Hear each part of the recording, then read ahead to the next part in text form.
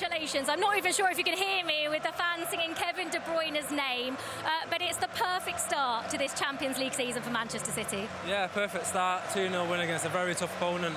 Obviously, they went down to 10 men early, which helped us, but they're a nightmare team to break down. You've seen that today, the structure, how they keep so deep, and yeah, they give you minimal spaces, and it's about using the ball at the right time and trying to break the lines. And I thought it was pretty clever. We didn't give too many turnovers away in silly areas, and overall a solid performance. I mean, it feels like you and Erling Haaland just know exactly where the other is going to be. Like you say, patience is key. You eventually got the breakthrough. Talk me through that goal, because it was a lovely ball from you and a lovely finish from Erling. Yeah, first half in. I wasn't getting many touches in between the lines due to how well they was keeping tight together in the midfield, but I knew second half, once the game opened up a little bit, there'll be like 1 or 2 chances where I can maybe turn on the ball. Turn on the ball, and something I've been working on in training. Erling's always going to make that run. I already know he's there before I even play the ball, so yeah, it's just about getting that connection and trying to do it again now, and hopefully he can score more goals and hopefully I can assist. And he is the quickest player ever to 50 Champions League goals. Phil, I'm not going to be sure there's any records to be broken for Erling Haaland anymore. Nah, he seems to break every record going, and yeah, at his age as well, it's unheard of what he's done. I don't think anyone's going to break the records that he's going to break if he carries on playing the way he's playing, and yeah, unbelievable player and someone we need very much this year. And what about the second goal? A bit of individual brilliance from Jeremy Doku, who started the season so brilliantly. Yeah, he's playing really well. I think it's the best form he's probably been in for City. Yeah, you know what Jeremy's got to his game. Unbelievable 1v1, the strength that he has to hold up players. It's about just slowing down at the final third, and he's definitely improved that this year with his goals and assists. And just quickly, finally, before I let you go, Phil, 2 big wins in a couple of days ahead of Arsenal, but also how lovely for the fans to be singing Kevin De Bruyne's name tonight. Yeah, really lovely. Obviously a legend of the club. Can't thank him enough for what he's done for the club and the trophies he's won us, so yeah, forever going to be a legend there. Congratulations, Phil. Cheers, thank you. Check on the results across the last 3 nights in the Champions League. You'll remember it started on Tuesday night. Wins for Arsenal and Tottenham. Real Madrid, of course, the 15-time winners, got a victory as well. Benfica lost to newcomers Karabag, who basically booted Bruno Lage out of the job, which means Jose Mourinho is back in the Champions League. Union Saint-Gilloise, also debutants, they got off to a winning start against PSV on Wednesday night. There was that last-gasp winner for Liverpool against Atletico Madrid. PSG got their account off to with a flyer, actually, a 4-0 victory over Atalanta. Defeat for Chelsea, though. Let's take a look at tonight. Big victory for Club Brugge over Monaco. Newcastle currently trailing against Barcelona, 2 Rashford goals, although Anthony Gordon has pulled one back. That game is still ongoing over on TNT Sports 1. A big victory tonight from Eintracht Frankfurt as well. A goal from Kairat Almaty, newcomers, and of course here at the Etihad it finished 2-0 to Manchester City. But they needed a win today, didn't they? Because when you look at how they went out of the competition last season, they won it the season before, they just had to do well. And, I mean, they were helped by the fact that Napoli went down to 10 men, but in the end it was a professional performance. Yeah, they look good, they look strong. Some incredible changes. I think Sam touched on it in commentary about the strength in depth. They've took care of business in a really busy week. If you're a Manchester City team that wants to be challenging on all fronts, you need to be capable, you need to be taking care of business like they have in the last 2 games, and they can look forward now. Yeah, definitely. I think positive week, obviously, results-wise, but performances, they were very in control in both games, especially tonight. Yes, it helps. Napoli went down to 10 men, but they were still in control before that, and it looked like they could go on. If they kept on probing, opportunities were going to come, and they did. Well, look, all the headlines before the game were about Kevin De Bruyne, wasn't it? His homecoming, 10 years at City, and then coming back to face his former club in his first match in the Champions League. It didn't kind of go his way, because at the end of the day, the headlines have all been stolen now by Erling Haaland, and rightly so. He is the fastest player to reach 50 ever in Champions League history. He's done it in 49 games. That means he's beaten the record that was held by Ruud van Nistelrooy. He did it in 62. Messi did it in 66. And Erling Haaland has done it in 49. He is just a phenomenal colossus of a talent, isn't he? He is, and he looked dangerous tonight. That's such a clever ball. Phil Foden talked in his interview about receiving the ball on the back foot, turning and knowing that Erling Haaland run. But the ball bobbling up there, to not break stride and kind of scoop over Milinkovic-Savic, I don't even know what he's done there. That's just the instinct of a pure goal scorer. He's brilliant, he keeps coming, he looks fit, he looks strong, he looks hungry. I'm really excited to see what he can achieve this season. Yeah, and as Joe rightly said, brilliant from Foden up like that. Yeah, great. And Phil touched on it in his interview, saying he's recognised he can get into pockets, create moments that probably only... And just recognising the runs that Erling Haaland's making and become telepathic, because I think him and Kevin De Bruyne had that at moments, so it's now creating that relationship between the two. Yeah, I mean, for Haaland's form right now, he's on 12 goals so far this season, 6 for his club, 6 for his country. I mean, he is absolutely on a roll, and he's so dangerous. If you are an opposing side and you're looking at your fixtures in this Champions League and you're facing Erling Haaland, wow, tearing up defences everywhere. Yeah, he's just on it. He just knows you can't sleep, Joel. As a defender, knowing a player like that, it must be. You can have a near perfect game, but as soon as you slip, even that, just looking at him on the run there, that scooped pass and to head it over the goalkeeper. Yeah, it's remarkable. Like you're saying, Joe, you're not doing anything wrong. It's just the quality that they have, and recognising that he may not be the one that's having a great game, but if he's given a moment in front of goal, he has a level of composure and confidence that just executes every chance he seems to be getting. Yeah, absolutely. Well, let's take a look at 2-0. Jeremy Doku, what a week he's had, by the way. A couple of assists in the Manchester derby, a goal tonight. He scored a couple of goals for Belgium, actually, in the international break. He's on fire, hasn't he? His improvement year on year is so impressive, isn't it? Yeah, I think even in the Club World Cup, I think he played with a level of composure. These moments aren't surprising. His ability to dribble with the ball, go past players 1v1, even if he's not having a great game, if you give him 1v1s more often than not, he will go past. It's always been a question of his end product. Does he have a level of composure and control? And I think that's what he's operated in this season. I think these bits are outstanding. We shouldn't be surprised by that. But the moment at the end, and again, it's not a clean strike, but it's a more controlled strike, and I think that's the bits that is improved. And if he continues in this form, he'll be one of the players for Man City this season. How encouraging have these couple of performances been then for Jeremy Doku? Well, the talent's there. You know, he's so sharp to watch him play. Wasn't he? It was almost like a rough diamond that you just had to polish a little bit. And look, they'll be doing everything they can in training to make him improve. And he looks like a very dedicated athlete. He looks like he's on it. He wants to improve. He wants to establish himself. There's no doubt, but he needs more consistent performances. But he started the season excellent. Like we say, to do it against Manchester United and here against a tough Napoli team, he'll be only looking up, only looking forward now, and wants to be a player that City can rely on. And with Marmoush out, do you think he can make that left flank his own? Definitely. I think if he's playing well, I think it is his own. I don't think anyone has the capabilities to do what he does, 1v1 especially. But it's just finding that consistency, as Joe said. I think once he gets in a rhythm, and players are different. Players, once you know you're going to start, that may offer a level of calmness to his game, knowing he's going to be selected. And the fact that he's been brought on off tonight, I think Pep knows how important he is to the left side. And how important are those wide players? Because when you look at the players that City have at their disposal, are any of them world beaters? We've got Erling Haaland up front, and we know he will do the job. We've got a decent midfield. We know they're going to do the job. You've got Donnarumma now, who you know is the best in the world. On those flanks, though, we're looking at Doku, and that's someone they can rely on now. What about the rest of the wide players?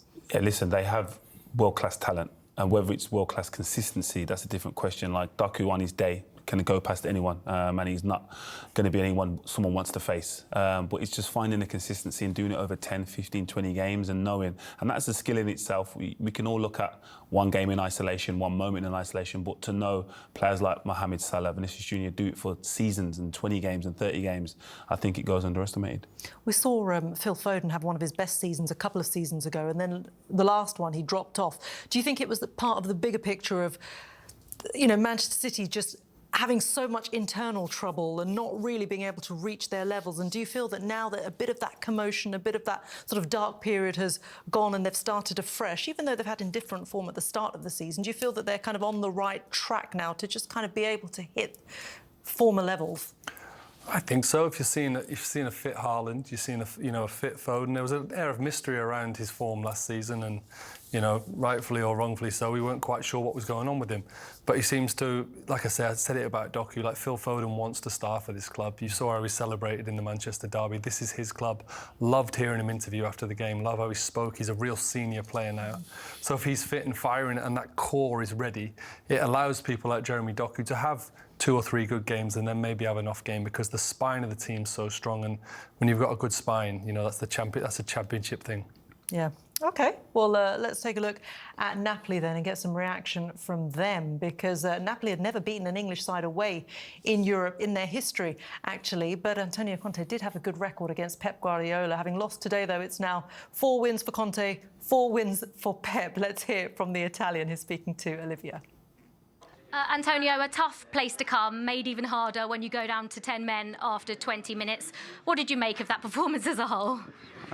Yeah, I think that already it's difficult to play against Manchester City 11 against 11. After 20 minutes, was impossible. I think that also with 10 men and defensively we were really good in the 2 goals. I think that we can do much better. But I don't have anything to tell to my players, because the commitment, the attitude was good, and I think that if we continue 11-11, we could see another game, in my opinion. But we are talking about Manchester City, a fantastic team. Now we have to recover and to prepare to play the next game. But I come back to Italy with the mentality of the team, because the team, I like the way to suffer together, and then if we are a bit accurate, I think that we cannot concede 2 goals. Did you have any complaints about the red card to Di Lorenzo? Yeah, but honestly, I didn't see again the situation. For sure, when you a red card after 20 minutes in one side, on the other side, it means that you are addressing the game in one way. I think that the game was ruined about this red card, but I don't know if is right. I don't know, but the decision, the referee got this decision, and we have to accept. Was it purely a tactical decision, taking off Kevin De Bruyne when you went down to 10 men? Yeah, but it was the only substitution that I could do, honestly, and I was really sorry for him, because it's the game against his all team, but I think Kevin understood very well, and I think I had only this decision, this option, yeah. But it's okay. I think that now we need to think the next game in the league, and then I repeat. I think that we can do well in Champions League. Thank you very much, Antonio. Thank you. Thank you, sir. Yeah, Antonio Conte, disappointed there, naturally. He did acknowledge, of course, that he had to take off Kevin De Bruyne. It wasn't his night, it wasn't the homecoming that he hoped for, but the reception that he got from the City fans, and especially when he was taken off, of course, the game wasn't won then, but on the 85th minute, they gave a rousing response, and at the end as well. It just shows how much he meant to them as a player, but the stature and the calibre that he had as a player as well. Yeah, there's no secret of that, especially in world football, but at Manchester City, Kevin would have expected nothing less, and the fans would have expected nothing less. He's an absolute living legend of the club. Will go down in the history books. He's a finesse, served the club so well. Disappointing night, but like I said, those sorts of things don't define you and your legacy. Yeah, I agree. Special player, special person to Manchester, the Premier League, highly regarded and rightly so. So disappointing that he had to go off, but yeah, the manager made an educated decision based on what personnel. So disappointing, but great reception. Yeah, the legend lives on, doesn't he? The living legend. We're going to get more reaction still to come, really, from this game match. Importance of winning the first game in the Champions League, given how last year's group phase went. 2 goals, a clean sheet, the perfect start. Yeah, it was. So we are still better than the last season. We draw against Inter here. So yeah, we play, of course, play a lot of minutes with 10. It was an advantage, but in the same time we were not. I would say it a stress for that in that situation, but we play good with 11, with 10, and a big victory against incredible top side. Now, Foden and Haaland were sort of involved in the move that led to Di Lorenzo getting sent off, but it was a beautiful move for the first goal, wasn't it? Yeah, it was. So the team in the last 2 games took another feeling. Our composers, defensively, offensively, our body language is unbelievably good. So yeah, very pleased because it was a tough season, a tough week. Of course, we have an incredible challenge on Sunday, but going there with these feelings is much better. And Erling Haaland has broken another record, the quickest player to 50 Champions League goals. Pep, I don't have any words left. Do you have any words left for Erling Haaland? Me neither. Nothing? No. I mean, he was absolutely brilliant again tonight, and the goal was a perfect example of that. Yeah, in the first half we could have done it. So Milinkovic was an unbelievable keeper, making incredible save. But in general, we were so solid, and Gigi, saved the goal, the ball that they should save, and yeah, really pleased for the game we played. What about Jeremy Doku as well? Individual brilliance for the second goal. In the smaller spaces, in 5 meters, it's unstoppable. So, always I said, if you come inside and you can go attack central defenders, because when you dribble central defender, you're in front of the keeper. Yeah, last 2 games was really, really good. Can it be tough playing against 10 times, especially in an Antonio Conte team with 10 men? And is patience really key? No, the Italian team is unbelievable. I've been in Champions League many times and against Italian teams, even 10-11, I was not able to break it. So the resilience and the focus and it's so tough. I admire them a lot. So I'm not able, as a manager, I'm not able to do my team. It's just in case of 10 men to have the resilience in every ball, defend a 2 against 1 and helps and be close and defend the crosses, defend the blocks, and yeah, they're really, really good. So it's in DNA from Italian teams. Of course, Antonio is a part not just for many other things. Of course, this one is an incredible one. Yeah, good job for Pep Guardiola. And now that he's got a bit of momentum in the side, which they didn't have previously, they went into the international break with 2 defeats. Now they've got 2 important wins.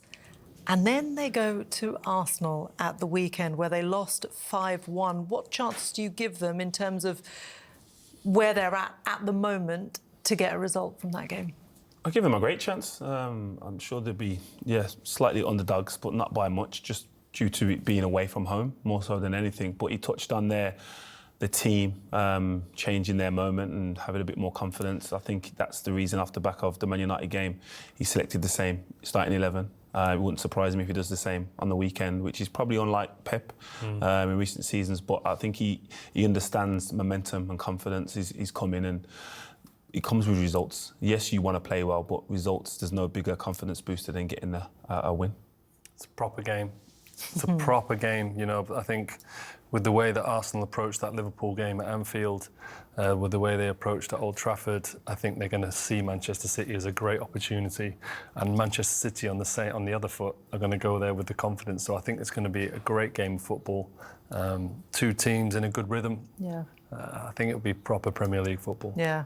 At its best, right? Yeah. Just exactly how we love it. Manchester City finally find their rhythm in Europe. A 2-0 win over Napoli at the Etihad sees Pep Guardiola's men back on track, with Erling Haaland and Jeremy Doku doing the damage. City broke the deadlock in the 56th minute. Rodri spots Phil Foden outside the box and threads a perfect pass over Napoli's defence. Haaland times his run to perfection and nods the ball over Milinkovic-Savic. It's his 50th Champions League goal in just 49 games. And City aren't done. 9 minutes later, Doku dazzles, weaving through Napoli's defence before slotting it home to make it 2-0. Despite Napoli defending bravely, especially after Di Lorenzo's early red card, City controlled the game from start to finish. An emphatic Champions League win keeps City flying high, with Haaland proving why he's Europe's deadliest striker. Next up for Guardiola's side, a Premier League clash against Arsenal this Sunday. Don't forget to like, comment, and subscribe to Sport Lab for all the latest football highlights and analysis.